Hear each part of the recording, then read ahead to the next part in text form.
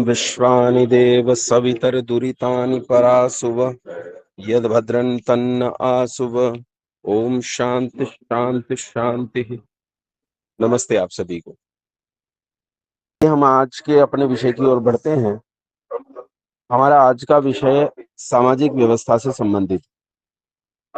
समाज में एक चीज बड़े स्तर पर देखी जाती है कि हम लोग अपने ही समाज में कुछ लोगों को बड़ा और कुछ को छोटा मानते हैं, कुछ को अगड़ा और कुछ को पिछड़ा मानते हैं। ऐसे में क्या सच में ऐसा ही है? आज हमारे देश में विभिन्न प्रकार की जातियां फैली हुई हैं और इसी जातीय व्यवस्था, इस वर्ण व्यवस्था ने समाज की स्थिति को विद्रूप किया है। तो आइए आज इसे समझने का यत्न करते हैं कि जाति व्यवस्था, ये वर्ण व्यवस्था क्या है। इस पर मैं पूर्व पक्ष आपके बीच में लूंगा। यह जो जाति व्यवस्था और वर्ण व्यवस्था पूरे समाज को विद्रूप कर रही है, इसमें हमें साफ साफ डिस्क्रिमिनेशन दिखाई देता है, शोषण दिखाई देता है, हमें इसमें अपमान दिखाई देता है, ऐसे लोगों का अपमान दिखाई देता है जिन लोगों का कोई दोष नहीं। समाज लंबे समय से ऐसे लोगों को अपमानित करता आया है। कुछ लोग अगड़ा मानते हैं, कुछ लोग पिछड़ा मानते हैं और इसके कारण आपस में लड़ाई झगड़ा इतना है कि लोग एक दूसरे के खून के प्यासे हैं, मार डालने के लिए तैयार हैं। आज इस देश में जितने पॉलिटिकल एजेंडे चलते हैं, उन पॉलिटिकल एजेंडों में ये एक बहुत बड़ा एजेंडा है जिसने पूरे समाज को बांट के रखा है। तो आइए आज समझने का प्रयत्न करते हैं कि आखिर ये जाति व्यवस्था और वर्ण व्यवस्था क्या है। क्या जाति व्यवस्था और वर्ण व्यवस्था एक ही है, या दोनों में कोई भिन्नता है, या दोनों में कोई एक दूसरे से जन्मा है, या फिर कोई परस्पर संबंध नहीं है, बहुत दूर दूर की बातें हैं, यूं ही लोगों ने जोड़ दिया। इन सारे प्रश्नों पर आज चर्चा करेंगे। तो ये हमारा पूर्व पक्ष है। आप लोगों से मैं आमंत्रित करता हूं समाधान, कि आप जाति और वर्ण के बारे में क्या समाधान रखते हैं। एक भी व्यक्ति ऐसा जिसने हमारी ऑनलाइन ऑफलाइन किसी भी तरह की क्लास में शामिल हुए हों, वो पहले जो शामिल हुए हैं वो इसमें शामिल नहीं होंगे। केवल नए लोगों के लिए पूर्व पक्ष रहेगा। केवल नए लोग इसमें शामिल होकर उत्तर दें, पुराने लोग बिल्कुल शामिल ना हो। सौरभ कुमार झा जी, क्या लगता है आपको? क्या है? नमस्ते आचार्य जी। नमस्ते। मेरे हिसाब से तो जाति जो है ये ऐसा है कि जैसे हम एक मनुष्य जाति हैं, वैसे ही गाय की एक अपनी जाति होती है, भैंस की अपनी जाति होती है, ये सबकी अपनी अपनी जाति है। और वर्ण जो है वो है हम जो काम चुनते हैं कि हम क्या काम करेंगे। जैसे अभी हम चुनते हैं कि हम लॉयर बनेंगे, डॉक्टर बनेंगे, वैसे ही होता है कि हम ब्राह्मण बनेंगे कि क्षत्रिय बनेंगे। लेकिन जब यह वर्ण जन्मना आधारित हो जाता है तब ये प्रॉब्लम क्रिएट करता है कि ब्राह्मण का बेटा ब्राह्मण, फिर उसका बेटा ब्राह्मण, और यहीं से हमें छुआछूत और भेदभाव देखने को मिलता है। तो क्या ये पहले पहले क्या वर्ण ही चलता था? जी, पहले तो जहाँ तक मुझे मालूम है वैदिक काल में वर्ण व्यवस्था ही थी। उत्तर वैदिक काल में जाकर के फैलते फैलते जाति व्यवस्था में परिवर्तित हुआ। तो ये वैदिक और उत्तर वैदिक काल किसे मानते हैं आप? जहां तक मैंने पढ़ा है कि जब जो वेदों का काल था उसे वैदिक काल कहा गया, और जब वेदों को लोग भूलने लग गए और अपने अपने हिसाब से मत चलाने लग गए तो उसे उत्तर वैदिक काल कहा जाने लगा। मतलब कि वो वैदिक काल नहीं है, अब वो जो अलग अलग मत चले उस हिसाब से लोग अपने हिसाब से इंटरप्रेट किए कि कोई श्री बोल रहा था श्री श्री श्री कृष्ण जी के काल को आप कौन सा काल कहते हैं? वो तो वैदिक काल था। अच्छा, श्री कृष्ण जी के काल में कर्ण के साथ जो डिस्क्रिमिनेशन हुआ, कर्ण के साथ जो अत्याचार हुआ, अनाचार हुआ, आप कह रहे हैं उस समय वर्ण व्यवस्था थी, फिर ये कर्ण के साथ ऐसा बुरा बर्ताव क्यों किया गया? नहीं आचार्य जी, अगर ऐसा है तो फिर तो विदुर भी सूत पुत्र था वैसे, और जो कर्ण का पिता था जिस क्या नाम था उसका, वो भी सूत था, तो कहाँ उसके साथ, वो तो यहाँ पर जो दरबार था उसमें उनके कर्मचारी था। उनके साथ नहीं था, उनके ना जो जो अच्छा है उसे मैं गिन नहीं रहा हूँ, जो हुआ तो है मैं उसकी बात कर रहा हूँ। तो हुआ हम कर्ण तो के फिर साथ बुरा हुआ, उसकी बात पूछ के उसका स्पष्टीकरण दीजिए। तो आचार्य जी, ये कहना कि जात को लेकर हुआ ये गलत है। ये उसके व्यवहार के कारण उस काल में हुआ होगा, उतना मुझे ज्ञान नहीं है। लेकिन जात को लेकर होता तो उन लोगों के साथ भी होता जो और भी सूत लोग थे, जो जैसे मैंने जिनका नाम बताया, तो उनके साथ नहीं चल हुआ, करण के साथ हुआ तो चलिए जी। चलिए एक उदाहरण और देता हूं आपको। उसी जी समय में राजाओं के बच्चों को पढ़ाने वाले आचार्य द्रोण ने एक गरीब आदमी के बच्चे एकलव्य को पढ़ाने से इसलिए मना कर दिया उन्होंने कहा ये गुरुकुल तुम्हारे जैसे दरिद्रों के लिए नहीं है, ये गुरुकुल उनके लिए है जो राजघरानों से हो। इसे क्या कहेंगे? नहीं नहीं आचार्य जी, जो आचार्य द्रोण थे वो तो पहली बात वहाँ ये जो राजघराने हैं उसके ऋणी थे। दूसरा जो एकलव्य था वो शत्रु पक्ष का था। वो यहाँ का नहीं था, वो मगध प्रदेश के सेनापति का बेटा था। तो कोई आचार्य जो ऋणी है किसी राजघराने का, वो शत्रु पक्ष के बच्चा को नहीं पढ़ाएगा। वो कैसे पढ़ाएगा? अच्छा, मतलब आपको लगता है कि वो डिस्क्रिमिनेशन नहीं था, अपमान नहीं था, वो नहीं, केवल उस शत्रु काल में पक्ष के। नहीं था। हाँ, अब ठीक है। बाद के काल में फैले हैं। और कर्ण को आपको लगता है कि कर्ण का व्यवहार गलत था?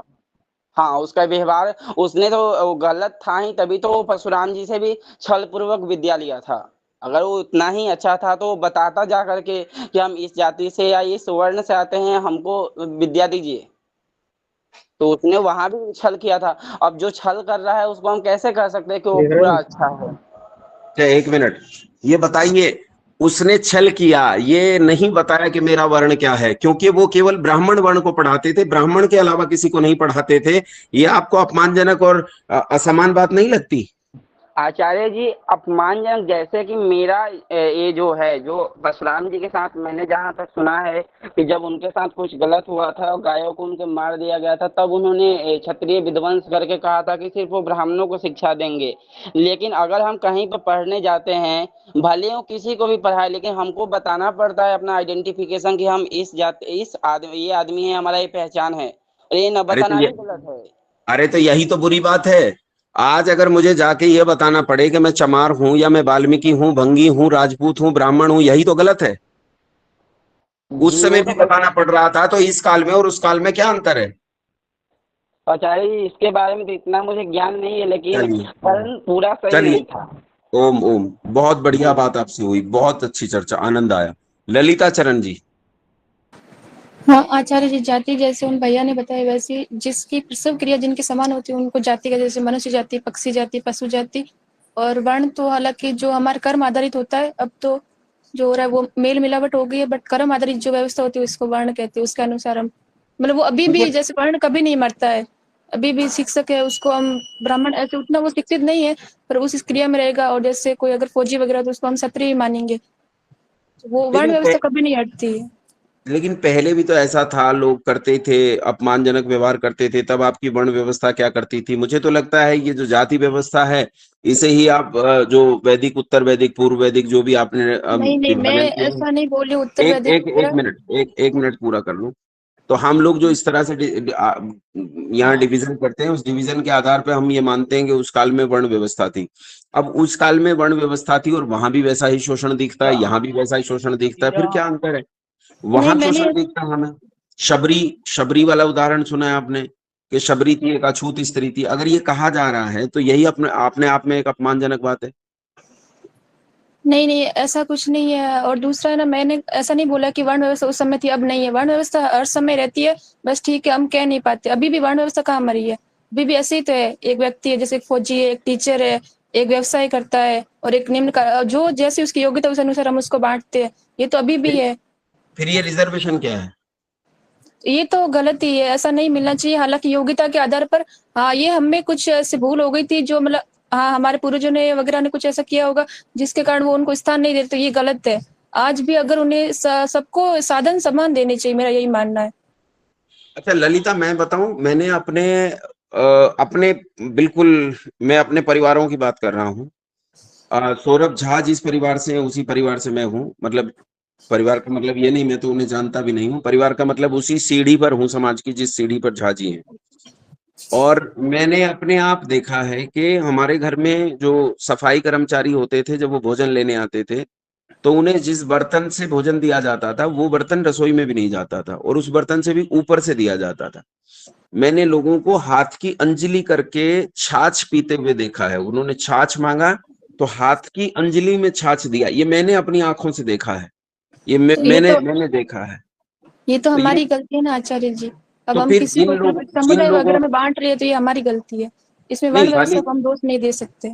नहीं लाली बिटिया, इस बात को तो समझो कि जिनके साथ हमने इतना अपमानजनक व्यवहार किया है, उन्हें हमने रिजर्वेशन दिया है, आरक्षण दिया है, तो आरक्षण गलत कैसे हो सकता है, जिनका इतना बुरा देखिए, शोषण हुआ? हाँ, वो आरक्षण जब हुआ तो वो भी 10 वर्ष का ही कहा गया था, परंतु अब ये मतलब बीच में ऐसे खाई पैदा करता है, तो मुझे लगता है कि हमें ये भेद ही मिटा देना चाहिए। इसलिए हमें साधन सबको बराबर देने चाहिए, जिसकी जितनी योग्यता है वो। अब हमें वंश से फिर भाव ही तुम हटा लोग देना चाहिए ना फिर आचार्य जी। तुम अब लोग वरना ये ताकतवर, आरक्षण का कोई अंत नहीं है। ये अगर हमेशा ऐसे ही रहेगा, क्योंकि कोई भी जो समुदाय आरक्षण लेता है वो ये नहीं बोलेगा कि नहीं मुझे नहीं चाहिए।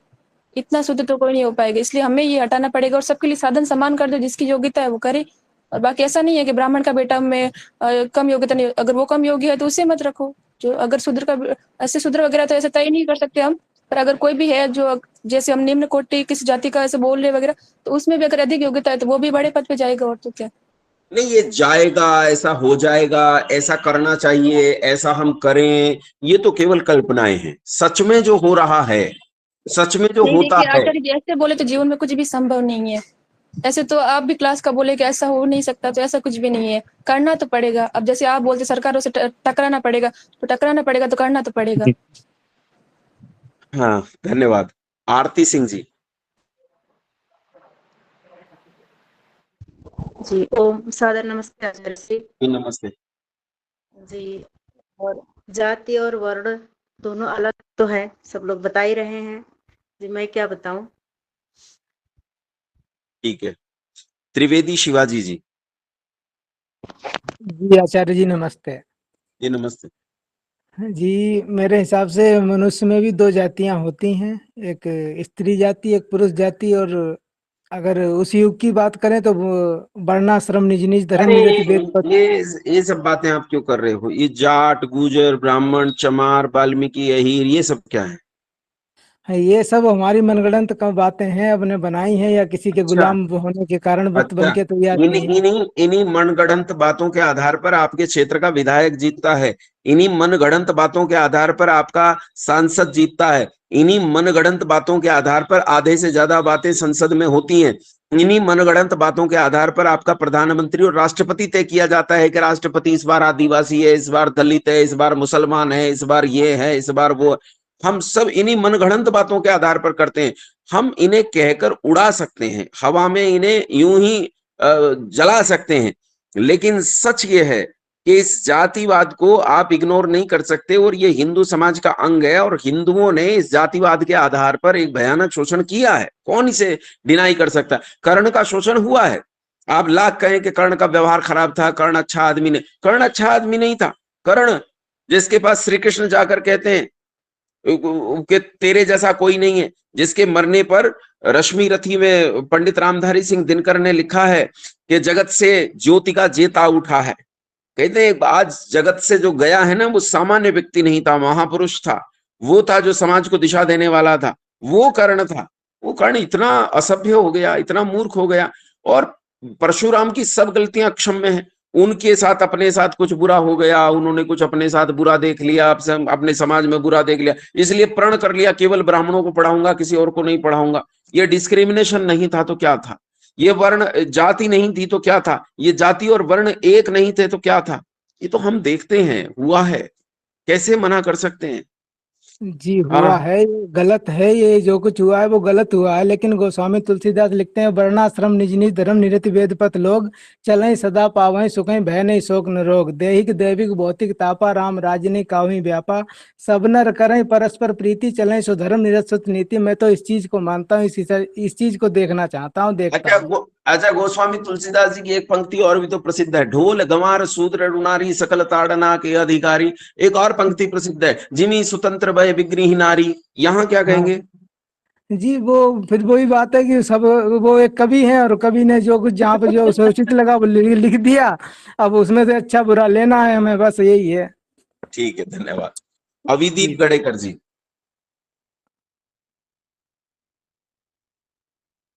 अविदीप गड़ेकर जी। प्रणाम आचार्य जी। जी, प्रणाम। हाँ, जाति और वर्ण में मुझे ये लगता है कि पहले जो था वर्ण, जो चार वर्ण थे, तो जैसे अभी अभी तक जो चर्चा हुई उस हिसाब से जो जितना मतलब जिसकी जितनी योग्यता थी उसे वो वर्ण मिलता था। वैसे कुछ नहीं था, सारे गुरुकुलों में जाते थे छोटे बच्चे, जो ज्यादा होशियार था, ज्ञान देने जैसा था, तो वो उसे ब्राह्मण किया जाता था। जो मजबूत मतलब जो रक्षा कर सके वो क्षत्रिय होते थे, और जो व्यापार में अच्छे होते थे वो वैश्य होते थे, और बाकी बाकी काम करने वाले शूद्र होते थे। लेकिन बाद में अपने यहाँ के मतलब राजकारण के वजह से अपने फायदे के हिसाब से लोगों ने जातियां, जो उनका व्यवसाय था उसे ही जाति बना के लोगों में फूट डाल दी। ठीक है, ठीक है विदीप जी। आयुष आर्य, हेलो आयुष आर्य। जी। जी आचार्य जी नमस्ते। नमस्ते। जी, जो वर्ण व्यवस्था थी वो तो हमारे कर्मों के आधार पे ही थी। ऐसा बड़ों से सुनने में आता है कि जैसे जैसे महाभारत के काल से ज्यादा स्टार्ट हो गया और बढ़ते बढ़ते आज जाति व्यवस्था एक हमारे जीवन में बहुत अच्छे से स्थित है। और आरक्षण की जैसे बात थी कि आरक्षण तो होना जरूरी है ही, क्योंकि आज भी हम देखते हैं कि उनसे भेदभाव तो आज भी हमारे अंदर बहुत काफी है। तो जब तक ये भेदभाव हम अपने आप स्वयं नहीं खत्म कर देते सब लोग, तब तक ये जो आरक्षण है ये तो खत्म नहीं होगा। आरक्षण तो होना ही चाहिए। जैसे कि हम देखते हैं। आपने जब बोलते हुए उनसे शब्द प्रयोग किया तभी भेदभाव दिखाई दिया। जब आपने कहा कि उनसे आज भी हम भेदभाव करते हैं, तो ये उनसे शब्द जो आपने कहा यही बताता है कि किसी में और आप में भिन्नता है। आप किसी एक वर्ग जी को जी जी ऐसा मानते हैं वो आपसे भिन्न है, और आपने उनके लिए उनसे शब्द प्रयोग किया। नहीं तो आप जी कहते जी कि हम में हम कुछ लोगों का भेदभाव करते हैं और हम में हम कुछ लोगों को गले लगाते हैं। ये भेदभाव तो है। संदीप राठी जी। आचार्य जी। संदीप राठी जी। हाँ जी आचार्य जी जी नमस्कार। नमस्कार जी। नमस्ते। हाँ जी, आज के समय में आचार्य जी बहुत ज़्यादा भेदभाव है, आपकी बात सही है, ठीक है। और लंबे समय तक बहुत शोषण भी हुआ समाज में ऐसे वर्ग का। तो रिजर्वेशन के मैं तो खैर तब तक पक्ष में हूँ जब तक आदमी का माइंडसेट नहीं चेंज हो रहा है, ठीक है। आज भी लोग चाहे अपने समाज में बैठ के दूसरों के खिलाफ बातें जरूर करते हैं। ये एक पुराने समय से होता है जी, आपकी बात बिल्कुल सही। इसका तो और सारी सरकारें भी इसी आधार पे बनती है, आदमी अपना ग्रुपिंग भी इसी हिसाब से बनता है, रिश्ते नाते सब कुछ जो कुछ है सब अपना आदमी व्यवहार उसी तरीके से रखना चाह रहा है। ये तो बहुत बुरी तरीके का सोच है, और इसी आधार पे ना लोगों ने माइंड सेट भी कर लिया, भाई ये हमारी जाति में खाया जा रहा है तो हम भी ऐसे ही खाते हैं, हमारी जाति में बलि प्रथा चल रही है हम भी चला रहे हैं। मतलब बहुत ज़्यादा इसका तो बहुत, मेरे को तो ये लग रहा है बहुत ज़्यादा, मतलब कोई समाधान नहीं मिलता इससे। चलिए ठीक है। सुरेश कुमार सिंह जी। जी आचार्य जी सादर नमस्ते। नमस्ते। सबके विचार सुन रहे हैं। जाति व्यवस्था तो निश्चित रूप से जन्म के आधार जैसे जिनकी प्रक्रिया एक जैसी होती है वो जाति है, और वर्ण के आधार जो कर्म के आधार पे वर्ण व्यवस्था थी। और जैसे महाभारत काल की बात हो रही है तो समाज में गिरावट तो शुरू हो गई थी उस समय, तभी ही मतलब भेदभाव शुरू हो गया था, इसीलिए महाभारत हुआ भी। बहुत सारे कारणों और भी थे, लेकिन गिरावट तो शुरू हो गई थी। लेकिन तो राम जी के काल में भी शबरी जैसे वर्ग दिखाई देते हैं, निषाद राज गुह जैसे वर्ग दिखाई देते हैं, यानी जी ऐसे वर्ग दिखाई देते हैं जो वर्ग संभ्रांत वर्गों में नहीं गिने जाते थे। और रावण के यहाँ भी ऐसी चीजें हम देखते हैं कि वहां भी एक तरह का एक अलग व्यवस्था थी। उन्हें आर्य, अनार्य, दस्यु, आर्य, इस तरह की व्यवस्थाएं साहित्य में हमें देखने में मिलती हैं, जहां दस्युओं को अच्छा नहीं माना जाता या फिर अनार्यों को अच्छा नहीं माना जाता, बुरा माना जाता है। तो इसका मतलब यह है कि ये तो प्राचीन काल से हमारे सिद्धांत का हिस्सा है कि एक आर्य होता है, एक अनार्य होता है, एक आर्य होता है, एक दस्यु होता है। दस्युओं का नाश करना ही चाहिए, दस्यु खराब होते हैं। आचार्य जी, हमने जो वाल्मीकि रामायण पढ़ी है उसमें तो सबरी माता को विद्वान बताया गया है, और ये कुछ कवियों ने और इस तरह का उनका जो वर्णन किया वो ठीक नहीं है। और रही बात जो आप दूसरी बात कर रहे हैं, एक आपने सबरी की बात की, दूसरा आर्य अनार्य। आर्य अनार हम में से ही थे, मतलब जो जिनके कर्म खराब होते थे, या मतलब जो मदिरापान और मांस भक्षण आदि ये सब करते थे उनको अनार्य कहा जाता था, और जो धर्म पे अपने डिगे रहते थे उनको आर्य कहा जाता था। तो व्यवस्था तो और बाकी रही, ये जो समाज में व्यवस्था है, ये जो ज्यादा कुरीतियां आई है जब अंग्रेजों ने हमारे जो मैकाले ने शिक्षा पद्धति लाई है गुरुकुल से समाप्त की है, उसके बाद से ही लेकिन उन्होंने उनको बांट दिया पूरे, जब मतलब हमारे जो समाज को उन्होंने पूरा इतना बुरी तरह से बांटा, और आज राजनीतिक भी उस वही काम पे कर रहे हैं, और उस काम को। लेकिन आपके यहाँ एक पत्नी व्रत का उल्लेख है। आप जी कहते हैं भाई एक पत्नी व्रत होना चाहिए व्यक्ति को, है ना? जी अच्छा। और जो इस सिद्धांत का उल्लंघन करेगा आपके दृष्टिकोण से वो अनार्य हो गया, आर्य नहीं रहा, जैसे रावण ने दुष्टता की, है ना? यही कह रहे हैं आप? नहीं नहीं, वो एक पत्नी दो पत्नी की बात नहीं कर रहा, मतलब उनका जो रहन सहन चाल चलन और जो उनके आहार विहार ये सब चीजें जो थी वो आर्य की श्रेणी में नहीं आता था। लेकिन क्या ये आर्यों की श्रेणी में था कि एक से अधिक विवाह किए जाएं? ये तो रहा है, व्यवस्था तो रही है, मतलब कुछ कारण दिए हुए हैं, विशेष जो है नियोग व्यवस्था जैसी थी, तो मतलब कुछ विशेष परिस्थितियों में दिया हुआ था, छूट दी हुई थी, वो समाज को स्वीकार थी आचार्य जी। लेकिन अब समाज को गलत बात स्वीकार होने लगे तो कोई क्या करे? दशरथ जी के 3 विवाह हुए थे, उन्हें आर्यों में गिनते हैं, ये कौन सी समझदारी की बात है? अब जैसा हमें पता है आचार्य जी, उनको पुत्र या पुत्री जो भी है नहीं हो रहा था, उन्होंने, और दूसरा एक राजधर्म होता है, एक राज्य से दूसरे राज्य में। देखो ये चीजें तो बदल जाएंगी। अब कोई कहे कि मुझे तो दाल स्वाद नहीं लगती है इसलिए मुर्गी खा रहा हूँ, है ना? ये थोड़ी है कि मजबूरी में आप सिद्धांत तोड़ देंगे। सिद्धांत तो वही है जो मजबूरी में भी नहीं टूटता।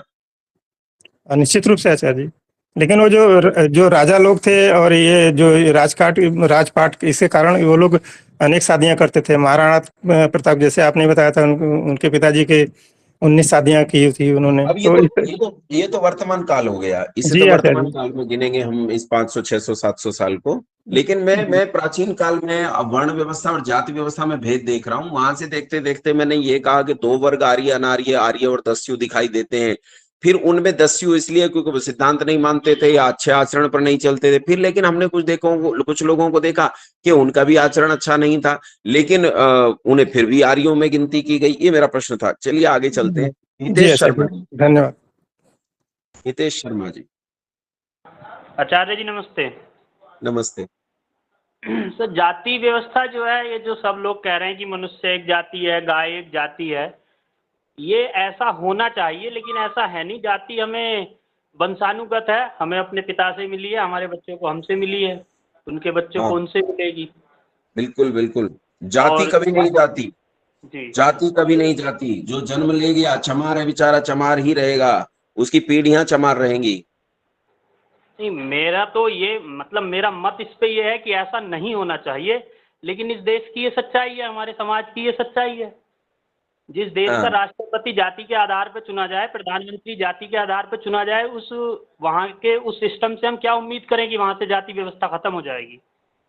जिस व्यक्ति को सरकार एक ठप्पा लगा के दे रही है कि तुम इस जाति के हो, ये हमने तुम्हें प्रमाणित कर दिया, उस सरकारों से तो हमें ये उम्मीद है नहीं कि वो जाति व्यवस्था को खत्म कर देंगे।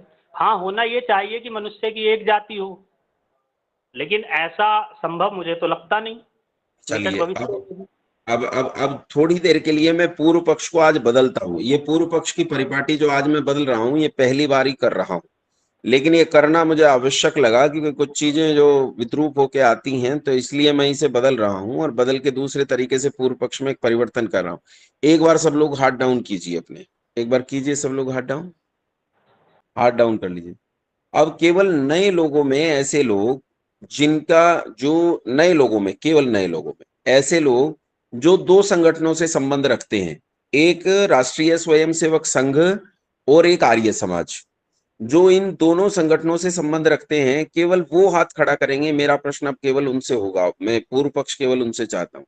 केवल नए लोगों के आर्य समाजी हो, नए लोगों के संघी हो। पुराना कोई आर्य समाजी नहीं होगा, पुराना कोई संघी नहीं होगा जो हमारी पूर्व कक्षाओं में रह चुके हैं। इनसे केवल चर्चा करूंगा।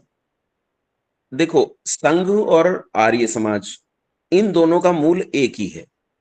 दोनों का मूल एक ही है, सैद्धांतिक मूल भी एक ही है। बाद में राजनीतिक कारणों से दोनों के मूल बदले हैं।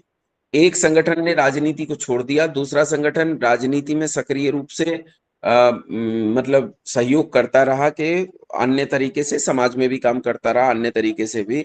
इसलिए आप लोगों की समझ अन्य की तुलना में थोड़ी गहरी है। और क्योंकि मूल एक ही है, संघ भी आर्य समाज से ही उत्पन्न हुआ है। डॉक्टर हेडगेवार जो थे वो आर्य समाजी पृष्ठभूमि के थे, तो इसलिए आपका सिद्धांत भी मूलतः आपका सिद्धांत एक है। इसीलिए मेरा आप लोगों से प्रश्न है, ललिता बेटा आपका हो गया है, आपसे नहीं पूछूंगा, है ना? तो जिनका हो गया उनसे नहीं पूछूंगा, अन्य से बात करूंगा। मेरा प्रश्न आप लोगों से ये है, आप भी तो जाति व्यवस्था को खूब मानते हैं, आपके पुरखे मानते रहे, इस पर आप क्या कहेंगे? भाल सिंह आर्य जी, माइक अनम्यूट कर दीजिए, सब सुनिए। भाल सिंह जी। जाति व्यवस्था हमारे देश में नहीं थी। देश की छोड़िए, अभी देश पे चर्चा नहीं कर रहे हैं, मैं आपसे चर्चा कर रहा हूँ। आप साल से हैं कि आर्य समाज से हैं? मैं आर्य समाज से हूँ। आप आर्य समाज से, आर्य समाज जाति व्यवस्था को मानता है या नहीं?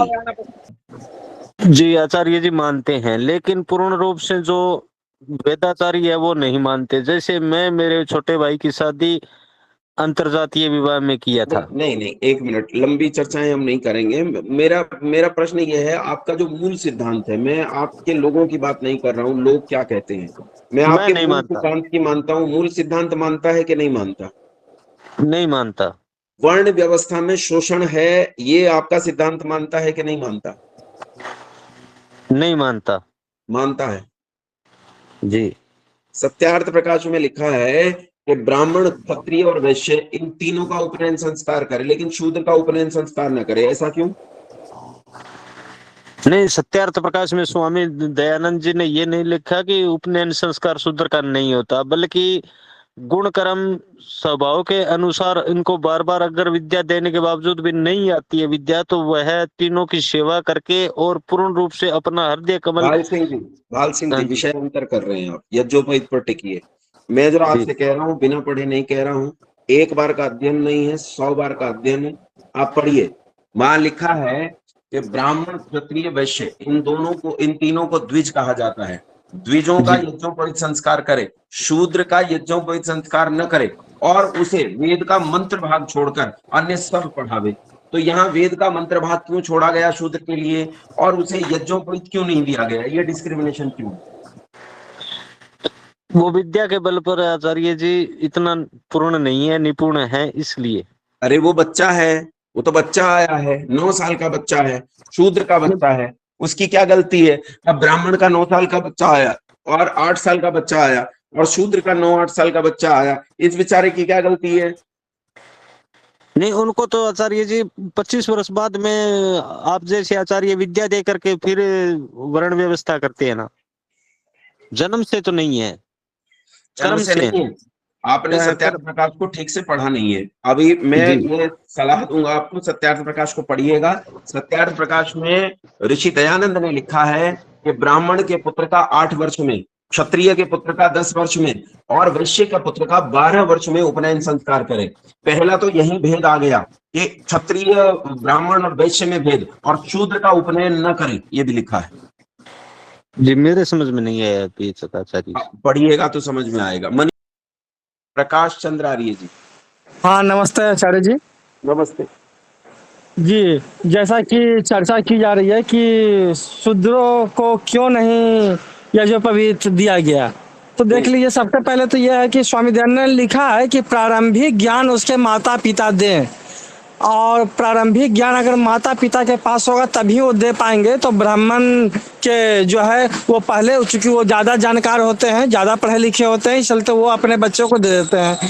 उससे थोड़ा कम होते हैं, वेद वगैरह की कम जानकारी होती है, वो क्षत्रियों को तो वो थोड़ा 8 साल उसको बच्चे को, चूँकि कुछ स्वाभाविक ज्ञान जो है और कुछ जो है देख करके अपने पिता से, दादाजी से वो सीखते हैं बच्चे, तो उनको 8 वर्ष लग गए, और वैश्यों को थोड़ा और लेट लग गया। और शूद्र के माता पिता के पास जो है नहीं, तो उनके बच्चे के लिए कहा गया कि डायरेक्ट आप गुरुकुल में भेज दीजिए, वहां पर जो है वो देंगे।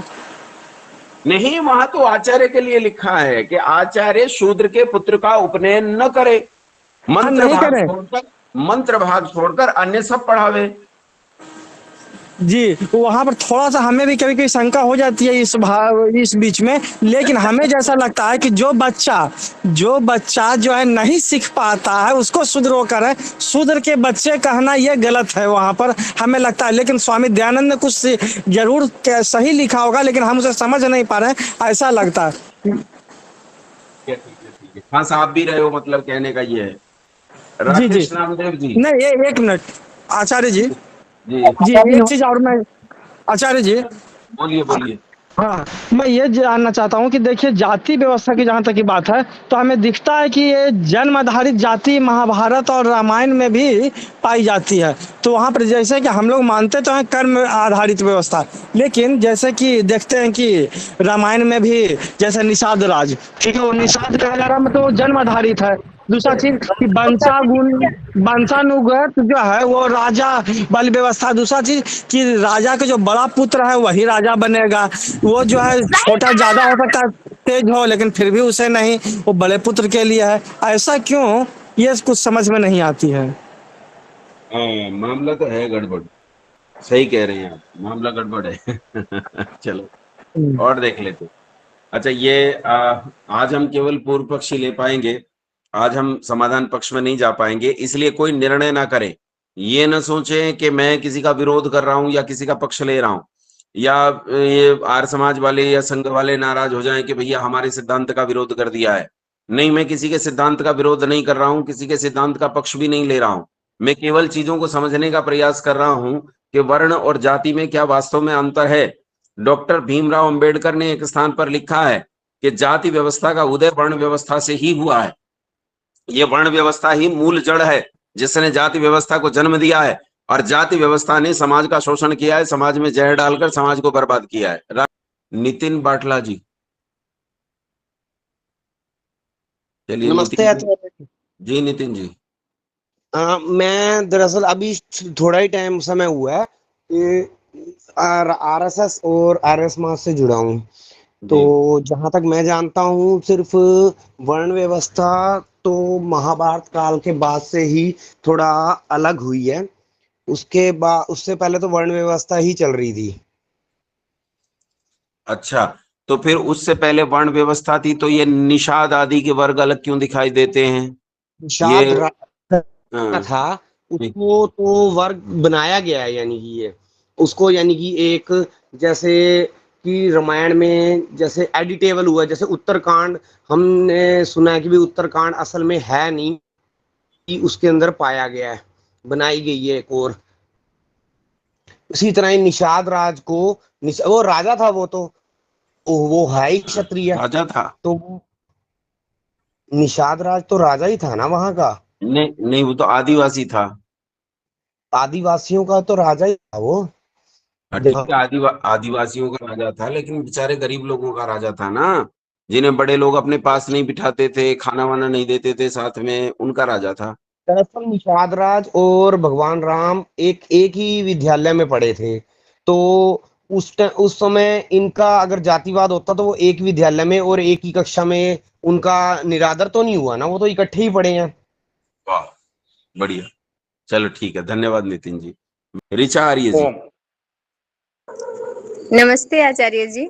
नमस्ते आचार्य जी, मैंने अभी से ही थोड़े दिन पहले से ही आर्य समाज को ज्वाइन किया है। पहले बहुत 95 में मैंने आर्य समाज को थोड़ा बहुत जाना था, उसके बाद मैंने सभी का स्टडी किया, मुझे आर्य समाज ही अच्छा लगा है। और रही बात वर्ण व्यवस्था की, तो ये सनातन जब वैदिक परंपरा जब धीरे धीरे समाप्त होने लगी, तो वहां पर जो लोग दुकान खोलने बैठे हैं, जैसे पंडित लोग हो गए, उन्होंने देखा कि उनके पुत्र जब कामयाब नहीं है, तो उन्होंने बस एक सत्ता बना दी कि ब्राह्मण का बेटा ब्राह्मण ही होगा।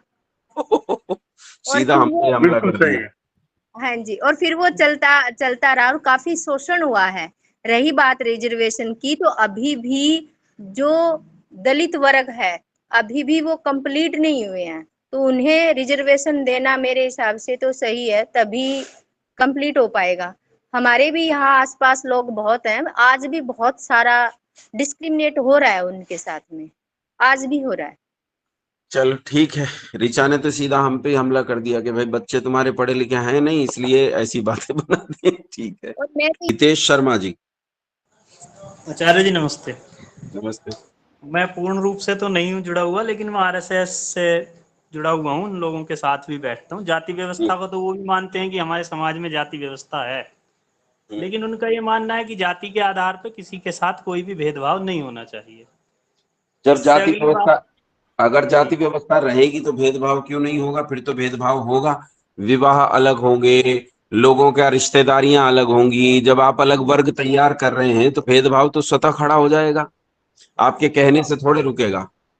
हाँ बिल्कुल, लेकिन जो हम जिस मानव जाति की बात कर रहे हैं, यदि उधर की तरफ को चलेंगे तो मानव धर्म तो हमें यही कहता है कि हमें इस आधार पर किसी के साथ अन्याय नहीं करना चाहिए। हाँ, बात तो ये भी ठीक है। आजकल आजकल आरएसएस मानव धर्म की बात बहुत कर रहा है। वो मोहन भागवत जी कह रहे हैं कि मुसलमान तो बहुत अच्छे हैं, हम गले लगा लेंगे। मैं वैसे हर किसी की बात से पूर्ण सहमत नहीं हूँ। जिसकी बात मुझे जो अच्छी लगती है मैं उसे स्वीकार कर लेता हूँ, जो सही नहीं लगती उसे छोड़ देता हूँ। ठीक और है, अब तो ठीक। आचार्य जी एक और नई समस्या है कि जैसे मैं ब्राह्मण हूँ, ब्राह्मणों में भी उपजातियों में मामला वो है, सारस्वत कह रहे हैं हम बड़े हैं, गौड़ कह रहे हैं हम बड़े हैं, शुक्ला कह रहे हैं हम बड़े हैं, त्रिवेदी सबसे कह बड़े रहे हैं हम सबसे बड़े हैं। नहीं, सबसे बड़े जातियों कान्य। में भी बड़ी समस्याएं आ रही हैं। आप और मेरे जैसे लोग सारस्वत हैं, हम तो बहुत नीचे के स्तर के लोग हैं। कान्य कुब्ज बहुत ऊपर के हैं। चलो हाँ, ठीक। इसी तरीके की समस्याएं हैं। चलिए, कुमार मानव जी। नमस्ते आचार्य जी। नमस्ते। आचार्य जी, मेरा मानना है कि जाति व्यवस्था महाभारत के बाद आई है। अब जैसे मैं देखता हूँ कि जो अग्रवाल हैं, ये महाराजा अग्रसेन से हुए हैं।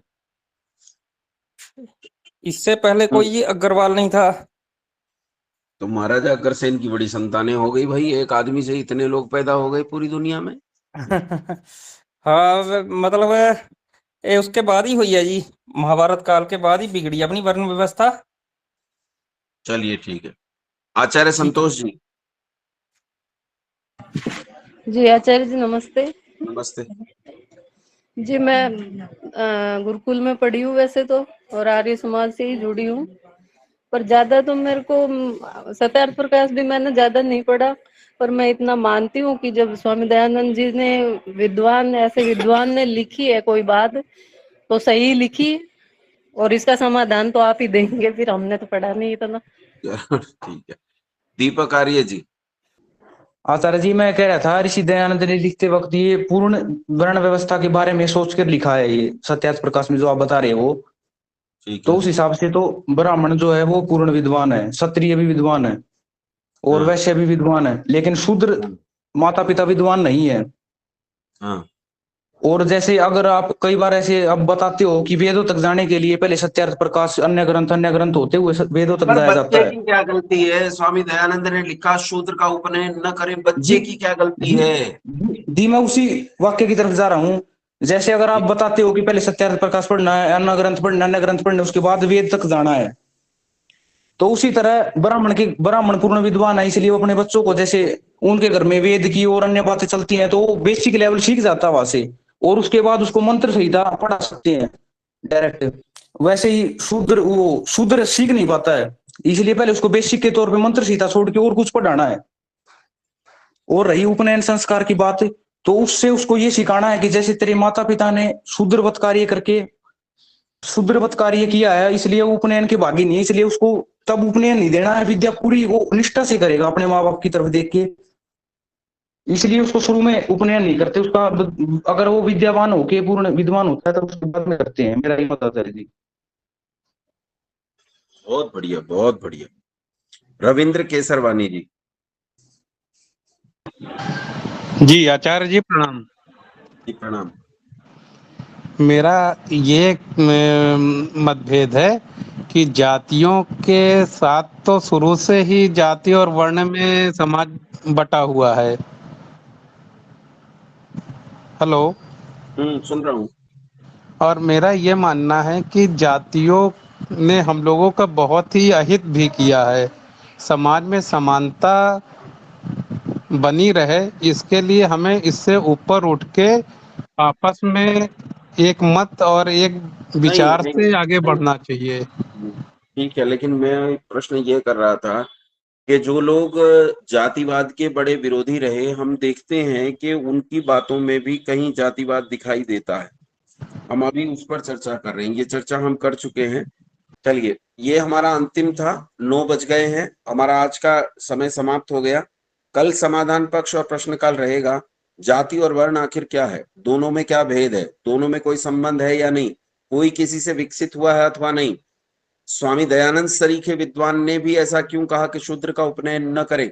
एकलव्य और कर्ण जैसे लोगों के लिए श्री कृष्ण के समय में भी डिस्क्रिमिनेशन क्यों था? इन सारी चीजों पर हम चर्चा करेंगे। जाति की मूल अवधारणा क्या है? भारतीय दार्शनिक अवधारणा में जाति और वर्ण का परस्पर क्या संबंध है, और वर्ण अवधारणा क्या है, जाति अवधारणा क्या है, इस पर हम कल विस्तृत चर्चा करेंगे। आज हमारा पूर्व पक्ष था। आइए मंत्र पाठ करते हैं और आज की कक्षा को विराम देते हैं।